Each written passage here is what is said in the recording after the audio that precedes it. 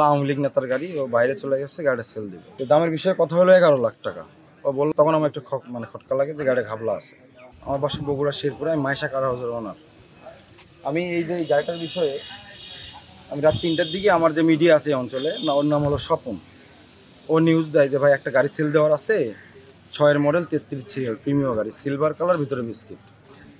তো দামের বিষয়ে কথা হলো 11 লাখ টাকা। ও বললো আওয়ামী লীগ নেতার গাড়ি, ও বাইরে চলে গেছে, গাড়িটা সেল দিবে। এই উদ্দেশ্যে আমি আসার পরে যখন দেখলাম বোর্ডিংয়ে ছোট বাচ্চা সহ 2টা ভিকটিম আছে ওই জায়গায়। পরে ওর সাথে আমার কথা ফাইনাল হলো 9 লক্ষ টাকায়। তখন আমার একটু খটকা লাগে যে গাড়ি ঘাবলা আছে।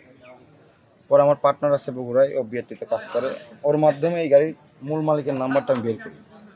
করার পরে ওনাকে ফোন দিলাম, ওনার ওয়াইফ ফোন ধরছে। ধরে জিজ্ঞেস করলাম যে ভাইয়ের গাড়িটা কোথায়। তো উনি বলতেছে যে ভাই গাড়ি তো শনিবারের দিন ছিনতাই হয়েছে, গাড়িটা আমাদের কাছে নাই, ছিনতাই হয়েছে, আমরা থানায় আর কি অভিযোগ দেওয়া আছে, আরও ভীষণ অসুস্থ, প্রচুর মারছে। তখন থেকে আমি মনে করেন যে এই 9টার পরের থেকে এদের সাথে ডিল করতে করতে গাড়িটা আরও 1 লাখ টাকা কমাই, 8 লাখ টাকায় নিয়ে আসে।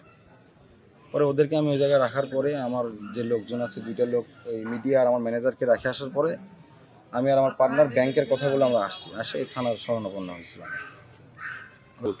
ওইখানে আমি সকাল থেকে পাইছিলাম ওই ঢাকা রূপগঞ্জের এক ছেলেটা, সাথে দাঁড়িয়েলা ড্রাইভার আর ছোটো বাচ্চা, তারপরে অ্যাড হইলো আপনি রংপুরের এক লোক, ও এর সাথে আর কি মানে আমি অ্যাড আছে। তারপরে অ্যাড হলো আপনাদের এই যে এখানকার যুবলীগের নেতা নাকি বকুল, ওরই মার্কেটের ভিতরে এই ডিলটা হচ্ছিল আমাদের।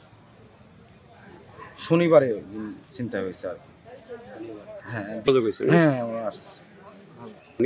এটা বিএটি থেকে পাইছি, ওনার ঠিকানা পাইছি গাজীপুরে, এবং আমার কাছে স্মার্ট কার্ডের ছবিও আছে, আমি দিতে পারবো আপনাদেরকে। Smart card tax fitness.